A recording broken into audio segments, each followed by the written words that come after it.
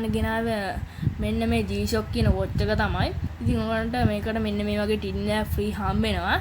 ඔයගොල්ලන් පේනත් මෙතන G-Shock කියලා ගහලා තිනවා. ඉතින් මේක මම නම් ගත්තේ 1600 වගේ පොඩි මුදලකට තමයි. ඉතින් ඔයගොල්ලන්ට පුළුවන් මේක දරස් එකේ ගිහිල්ලා order කරගන්න. ඉතින් මම ඕන්න description එකේ link එකක් දාන්නම් මේක order කරගන්න ඔයගොල්ලන්ට.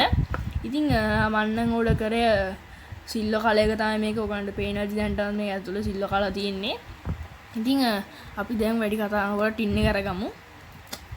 ඉතින් ටින් එක අරගත්තට පස්සේ ඔයගොල්ලන්ට පේන්නේ නැති අපිට දැක ගන්න මෙන්න වොච් එක විතරයි. ඉතින් දැන් නම් වොච් එක කටු වැඩ කරනවා.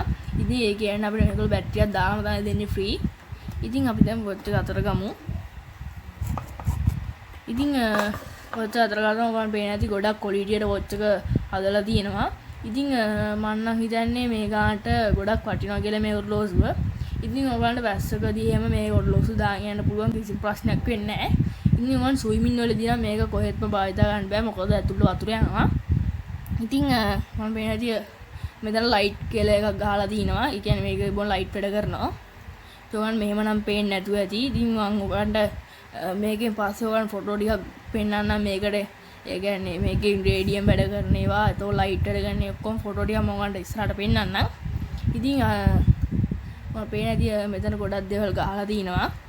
මොඩ් කියලා ගහලා තියෙනවා, ස්ටාර්ට් කියලා තියෙනවා, රීසෙට් කියලා තියෙනවා.